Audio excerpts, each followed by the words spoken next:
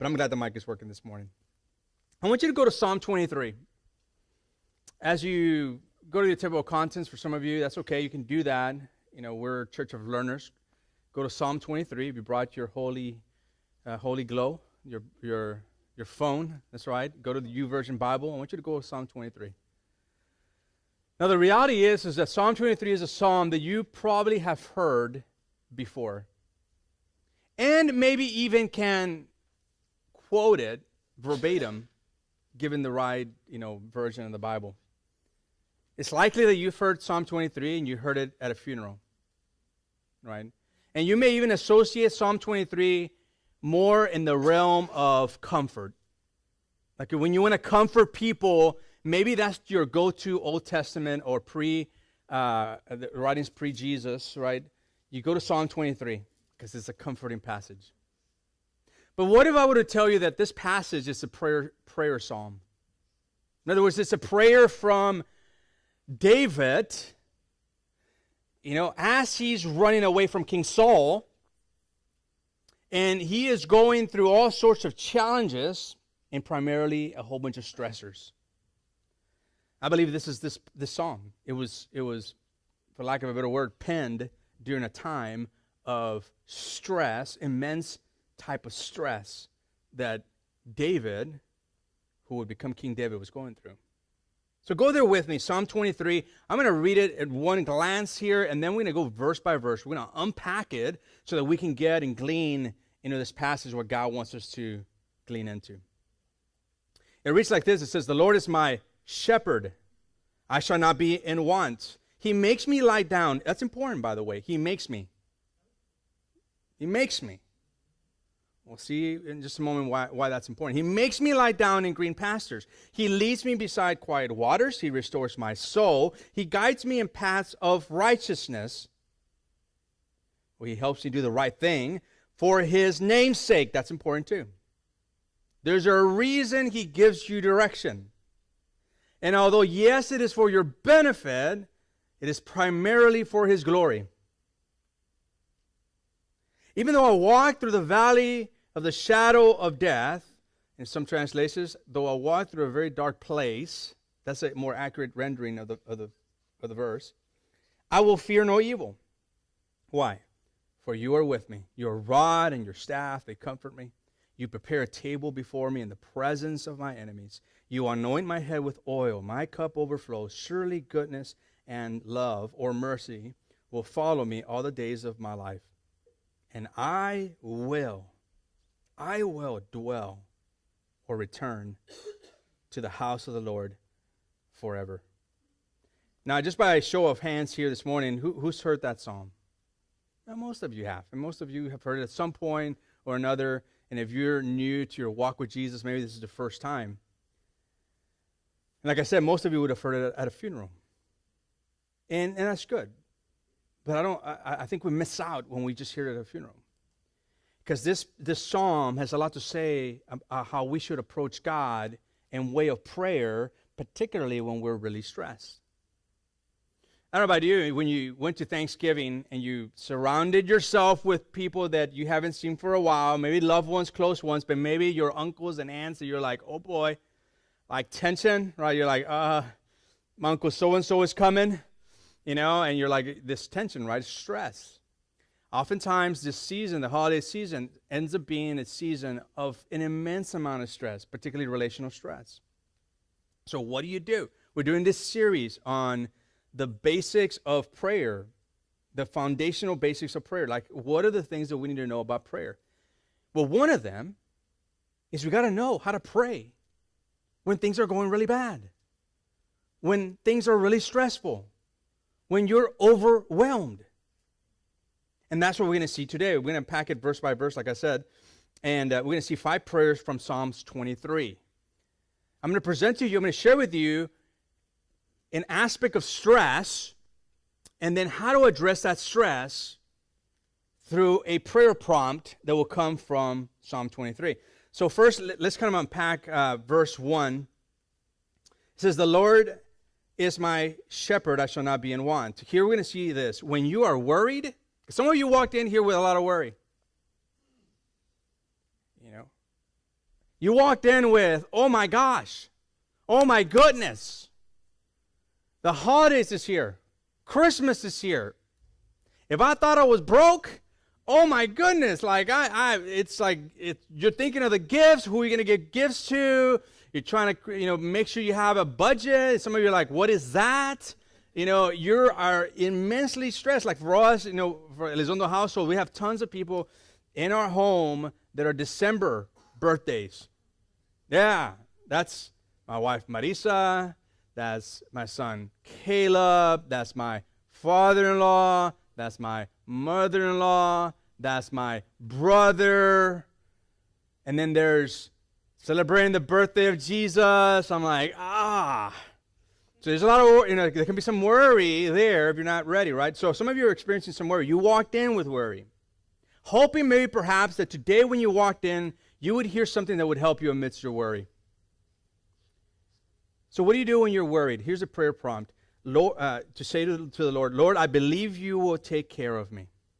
Lord, I believe that you will take care of me. I want you to notice again in verse 1. The Lord, capital letters, L-O-R-D, capital letters, indicating the personal name of God. Yahweh. The Lord Almighty, the mighty God is my. Did you notice that? The use of the word my.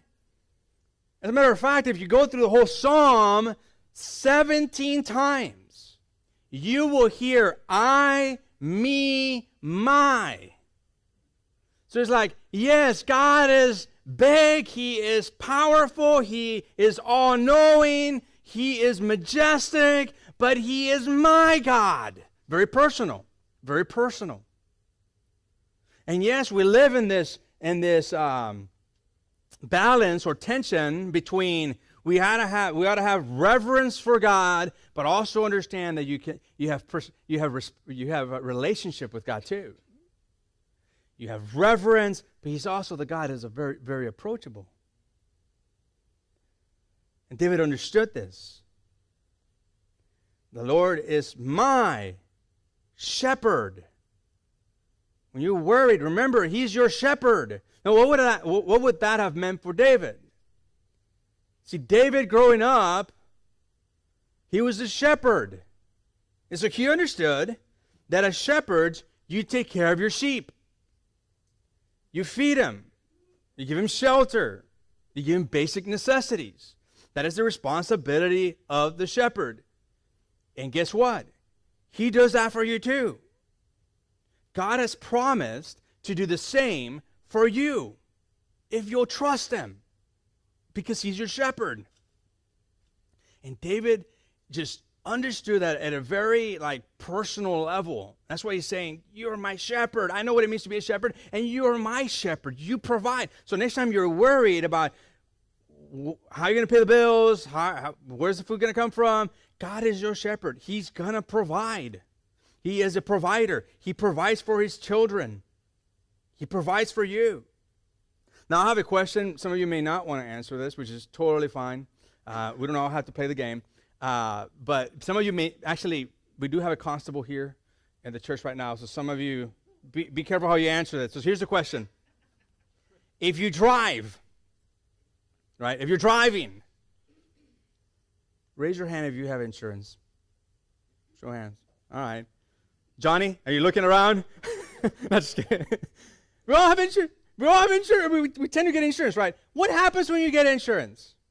Well, a couple of things. One, the popo doesn't give you a ticket. But second of all, what happens is that you have a certain sense of relief. Because if you know that if especially if you have full coverage, if you hit something, Bambi comes in front of you, you're like, it's going to be all right. You're in safe hands, or a good neighbor, whatever the slogans are. You can operate with a certain degree of confidence and relief, right? You don't have to be worried because you have insurance. And in a very similar way, you don't have to worry about your basic needs. God is your insurance policy.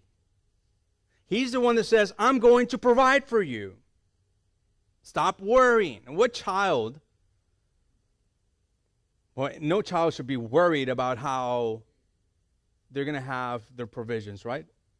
We as parents, we don't want our kids to be like worried about whether or not they're going to have food on the table, right? It breaks our hearts as parents if we find out that our kids are worried about that. How much more does God doesn't want you to worry about your basic needs? You who are flesh and blood, you don't want your kids to worry. You would provide for them, right? You don't want your kids to worry. The same thing. God takes care of you. He is the good shepherd. He says, I'm going to take care of you. But I'm going to take care of your basic needs. Now, that is really important for me to say that.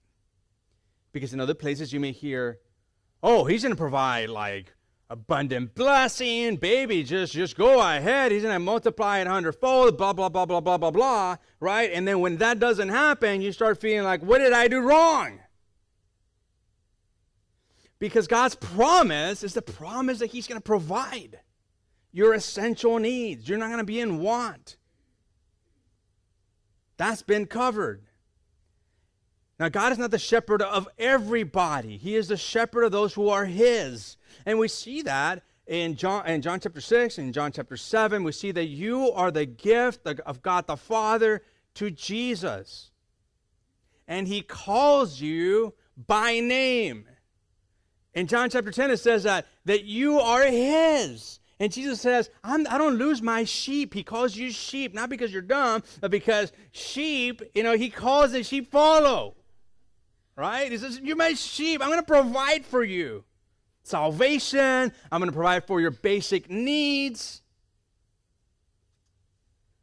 So that's what he does when you feel worried. Your prayer prompt is that, Lord, I believe you will take care of me. I believe you're going to take care of me. But some of you walked in here very busy. You're like, you're going Mach 5. You've been really busy. You're working all sorts of crazy hours, folks. Crazy hours. And you don't know how to put the brakes. You're just going full steam ahead. I can relate. To that aspect. All right, busyness. So what would be our prayer prompt when we're busy and stressed on account of it? I want to suggest this. Lord, I receive your rest, your refreshment, and your restoration. Lord, I receive your rest, your refreshment, and your restoration. Where did I get that from? Let me show you in verse 2 of Psalm 23. It says, he makes me, I told you that would be important. He makes me lie down in green pastures. Now, one thing fascinating about sheep, I never got so fascinated about sheep until I started looking at this passage. I didn't care to be fascinated about sheep, but when you want to study Scripture, you see all sorts of things. And one of the things that I saw is that sheep only spend 15% of their time resting. Only 15% of their time. For those of you who raise sheep, I Googled it, so it might be that you're like, no, mine is a lazy sheep. I mean, it's always resting. But, it's check Wikipedia. No, but sheep, 15% of the time of rest. Well, what does it have to do with he makes me? Well, in that day, the good shepherd, if he saw the sheep not getting rest, you know what he would do to that sheep? He'd be like, come here, ma, come here. And he would break the legs. I know. Now you're not laughing. You're like, you went from aha to, oh. Why? Why would he break the legs? To force it to rest. That's why. Now, the legs would heal, obviously, as part of the economy. You got to get your sheep to kind of get back to health, right? But he would do it so he would rest. Now, what would that look like today? Burnout, right?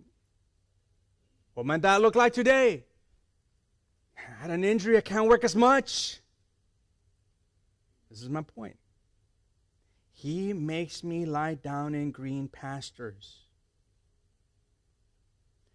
In other words, God knows what's good for you more than you know what's good for you. And if he's got to get you rest, whatever tactic he uses, he's going to use. And it may seem brutal. Because you gasped when I said, that the sheep would get their legs broken so they could rest. And some of you can relate to that. Some of you are like, yeah, man, when this happened in my life, that was my gasp moment. That was my moment of, he broke my legs. And the hope in a Christian walk, the hope for us is that we would see the signals way before he breaks our legs. Metaphorically, right? And sometimes physically, like literally. In other words, get your rest. Build it into your schedule. Make sure you get that. If not, you may find yourself like what David is saying. He makes me lie down in green pastures. A forced rest. Nobody wants a forced rest, right? And he continues. He says, he leads me beside quiet waters. He leads me. And the Spirit of God is leading you. And he leads you to these quiet waters, these spaces in your life where you get refreshed the most. And some of us should be taking care of ourselves a little bit more, than we do. Now, some of you take care of yourselves a lot, but I'm talking about for those of you who don't, you just never stop. You need to take care of yourself. He's leading you to these quiet waters. Now, the way my counselor would say to me when I went to marriage counseling, and don't worry, I was the problem, not Marisa. And so, because I'm a type A personality, I never stop, whatever, not whatever, and that's what led to my burnout. So, And so I'll go to him, and I've shared this story before. He's like, no, you're the problem. And I'm like, hey, can she be the problem too? Like, can it be mutual, But I was the problem. I didn't know how to stop. It was type A personality. He said, I've seen it all the time. You end up burned out. And in some cases, you guys have heart attacks. You're undermining your ministry. Get some rest. Get daily rest. And I was like, what's that?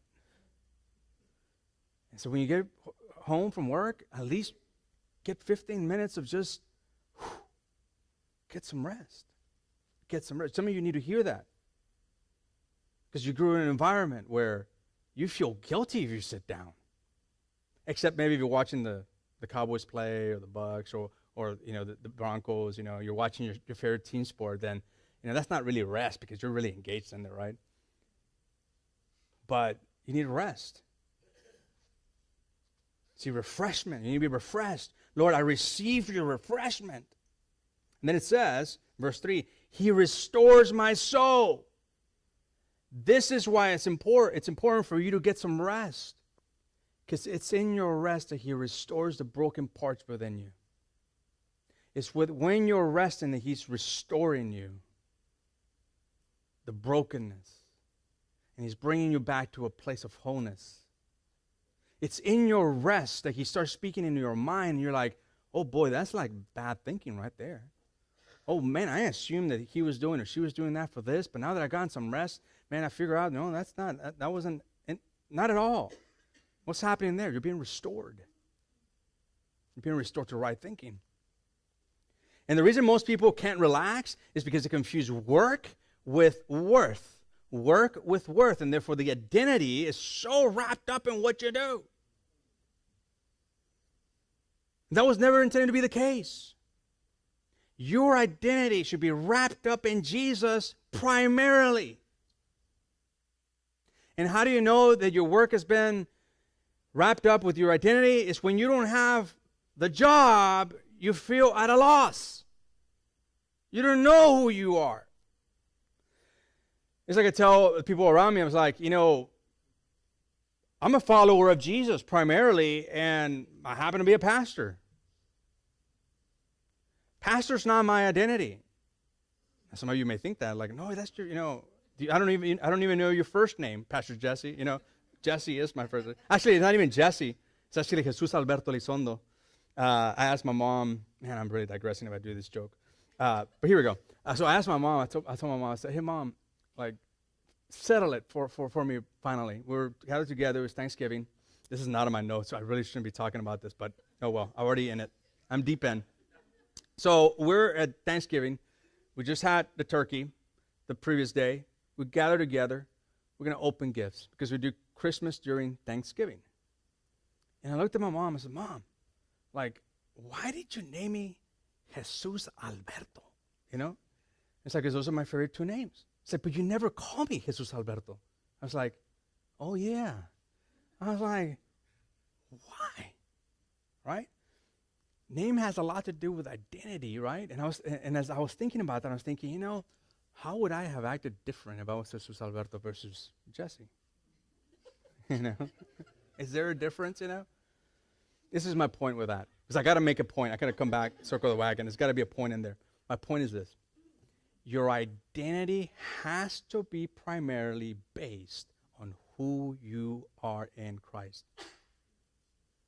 It's got to be primarily based on whose you are, not who you are. And as long as your identity keeps on being wrapped up with work, you're not going to get rest.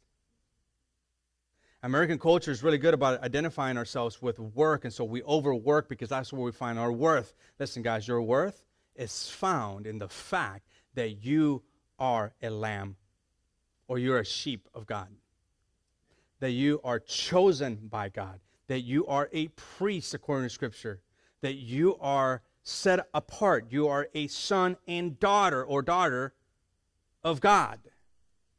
That's your identity. Until you get that part, you will be chasing work to give you your worth. You're never going to find it. You're never going to find it. And maybe for some of you, years later, maybe when you were young, you heard, you know, if you sit down, you're lazy. You still hear that voice. Just because you hear that voice in your head doesn't mean that voice is right. It doesn't mean that it is true. Because some of you need to just sit and be, quote, lazy before God. The greatest things aren't things. When you die, you're not going to be like, psst, to your wife, like, psst, like, I'm about to die. Like if you could say that, right? Psst, like, you're not going to be like, hey, I sure wish I would have spent one more hour at work. You're not going to say that. You're not going to say that. Here's another stressor that we tend to have that I think David addresses, and that is indecisiveness. We can't make a choice. Indecisiveness. So what's the prayer prompt? Here it is. Lord, I will trust and follow when you lead and guide. Lord, I will trust and follow when you lead and guide. I want you to go to verse 3. We're going to see, let me unpack that here for just a moment. It says, He guides me. Not He might guide me, but He guides me. There's a sense of certainty there. He's always guiding you. He guides me, me, in paths of righteousness. Now, the idea here is not just like, oh, he helps me walk the straight and narrow. He helps me walk rightly before God. No, remember, he's running. King Saul is chasing after him. And he's having to make decisions. What path do I take? What direction do I go into? In a very literal way, not just metaphorical. Like, do I go here or there? And he says, He guides my paths. He gives you the right direction.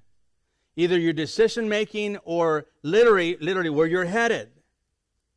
And He does it for one primary reason. There's a whole bunch of other reasons, but the primary reason is for the sake of His glory.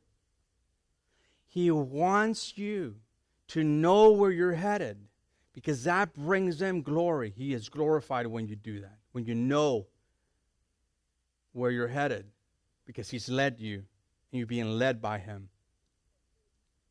You living rightly before God brings Him glory.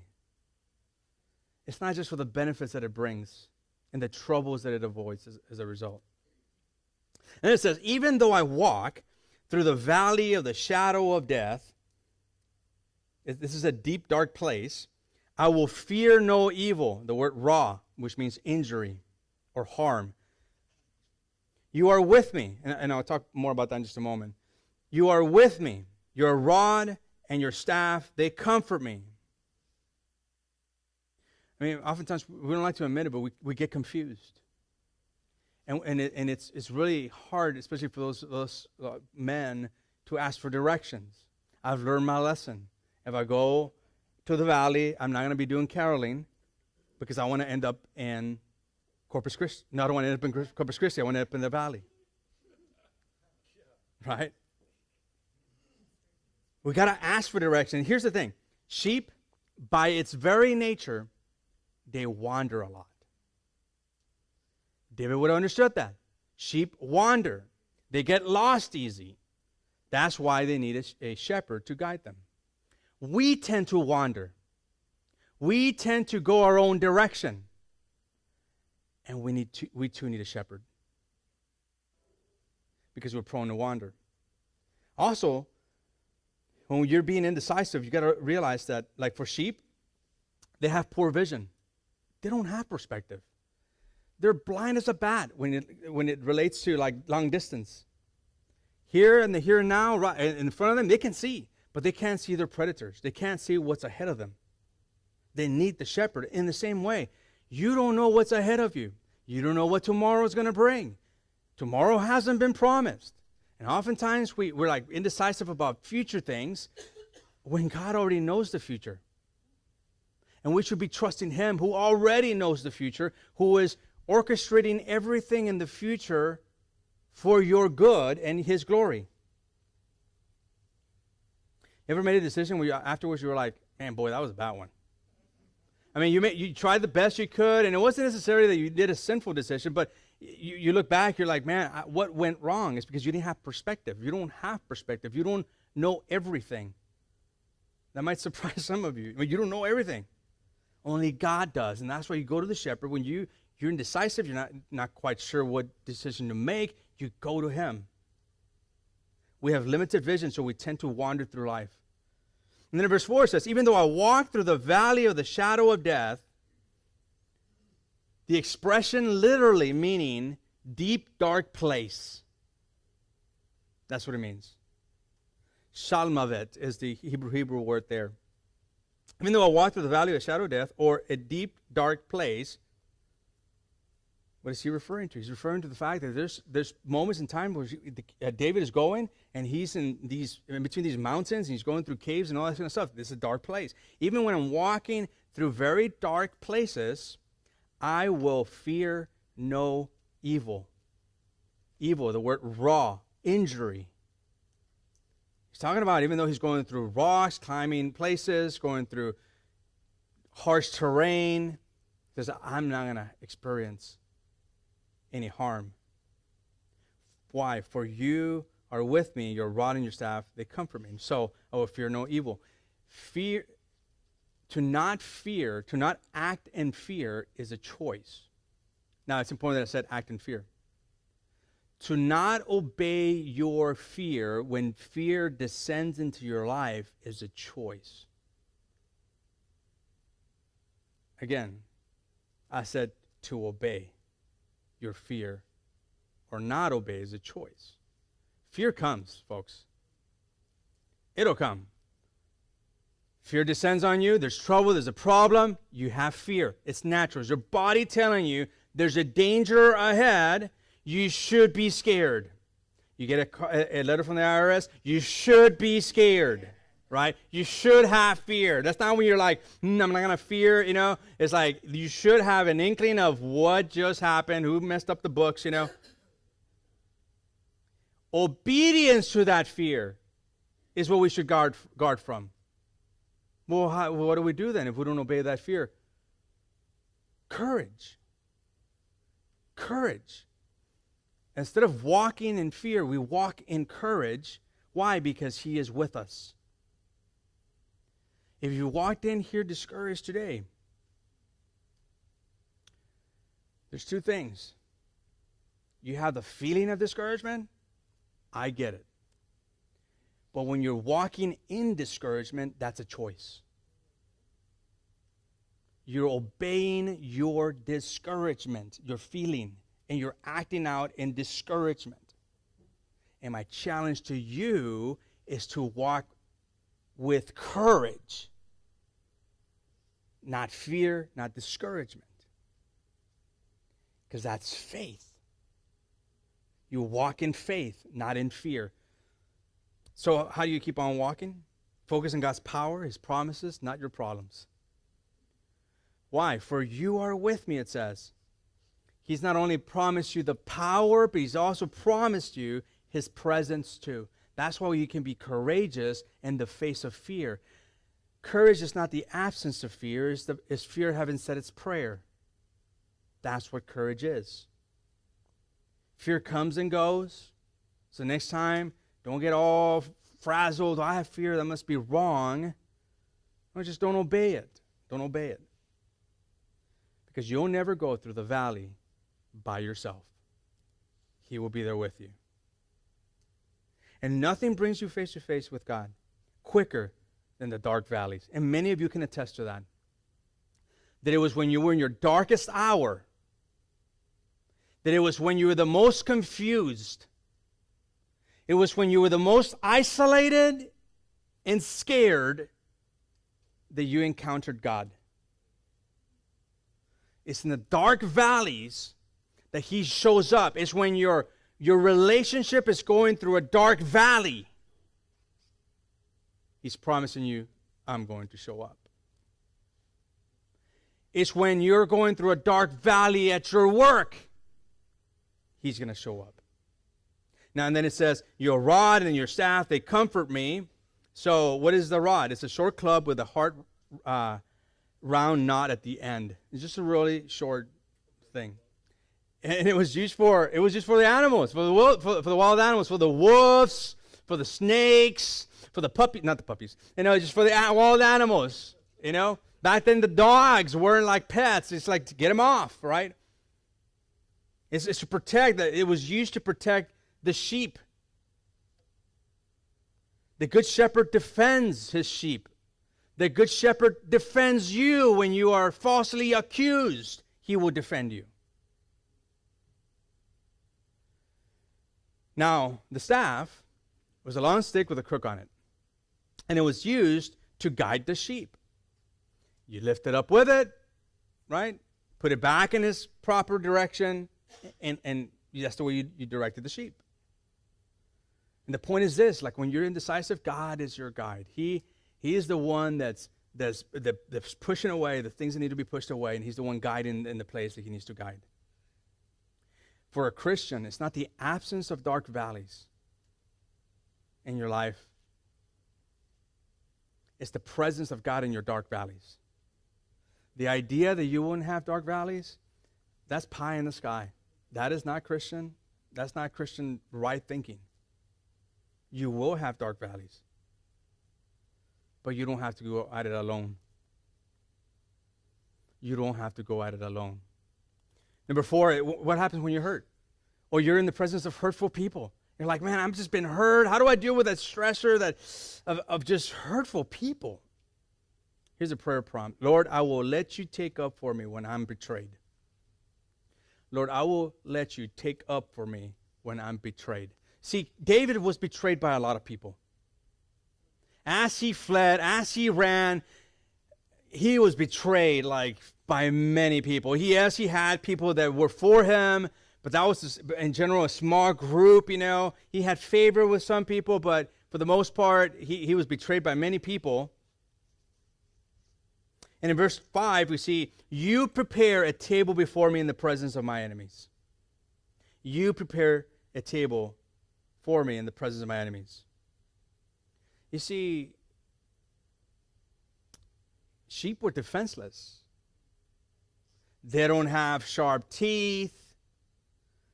They don't have any claws. They don't kick like donkeys. They just don't do that. They were defenseless.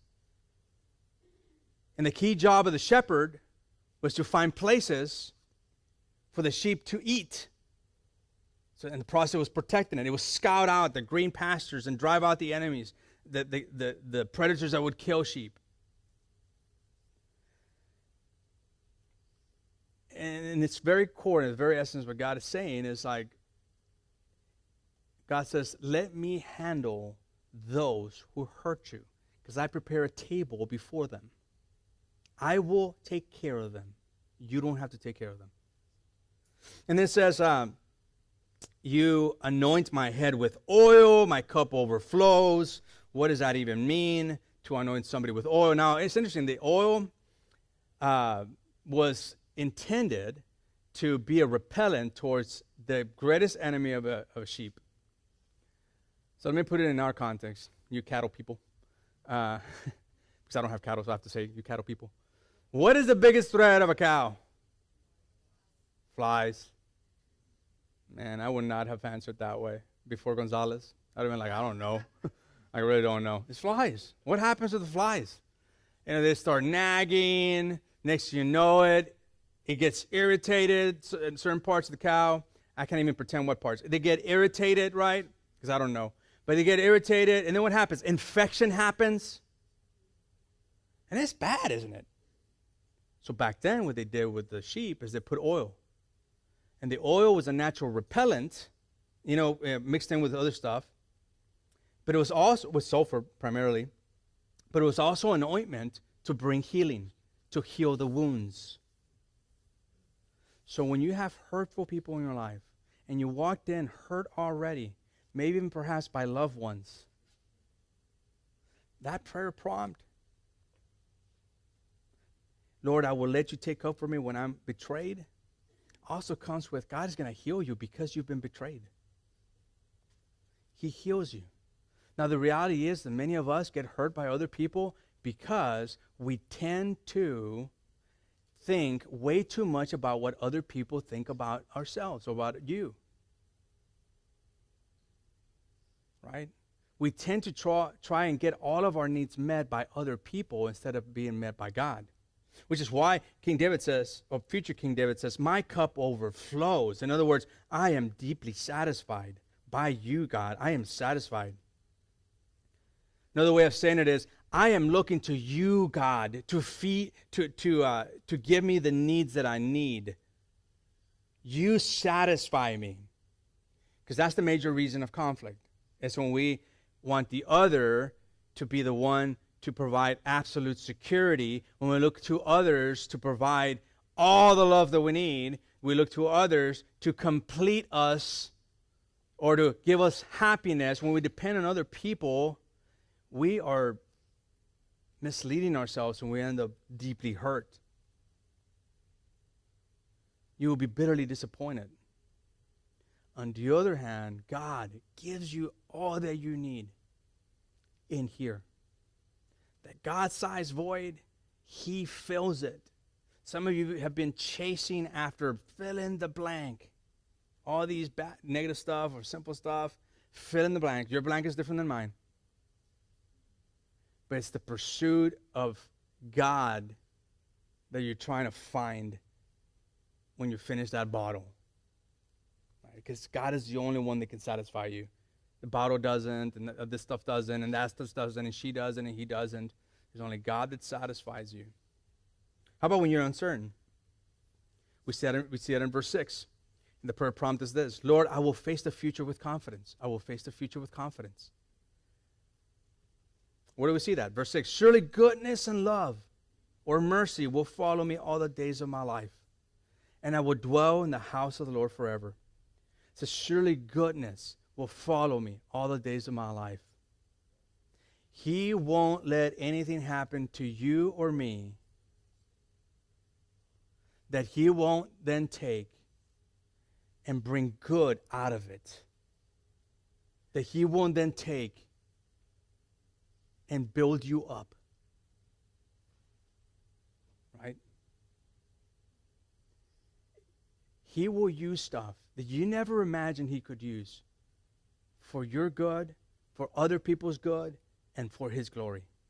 And you might be here this morning thinking, nah, it's not possible. Yeah, it is.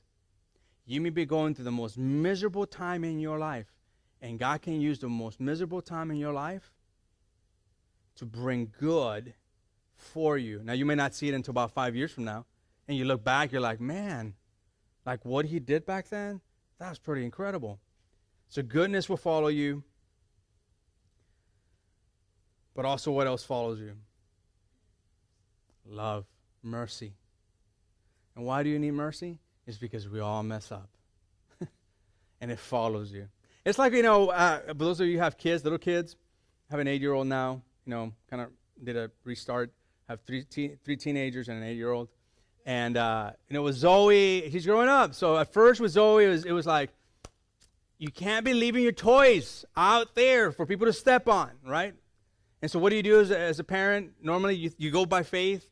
In the middle of the night, you need to go to the restroom. You're like, I know my house really well. It could be pitch dark. You're like, 13 steps this way, 8 this way. You know exactly how to go in your house. But when you have a toddler and there's a toy in there that you don't foresee, all of a sudden your Christianity is like, leave that over there. You're cursing all sorts of things, right? Well, now Zoe doesn't leave stuff like that on the floor. She leaves now, like previously my other teenagers used to do, soda cans everywhere. I'm like, okay, there's a Sprite. And she's the only one that drinks Sprite, by the way. I'm like, who left the Sprite here? And of course, it's her. She's like, is it you, Zoe? It's like not answering is not an answer, So we're like picking up all over the house, these, the Sprite and stuff. And when I say we, I mean primarily Marisa, and occasionally I help out. But I'm following after her, like picking up. We're following, and so that's like mercy in our life. God is following after you. When you mess up and you thought, man, you just blew it completely, He follows after you, and He's making beauty out of ashes. He's making something out of your mess. He's taking your mess, and He's redeeming your mess. A shepherd led his sheep. The shepherd dog followed.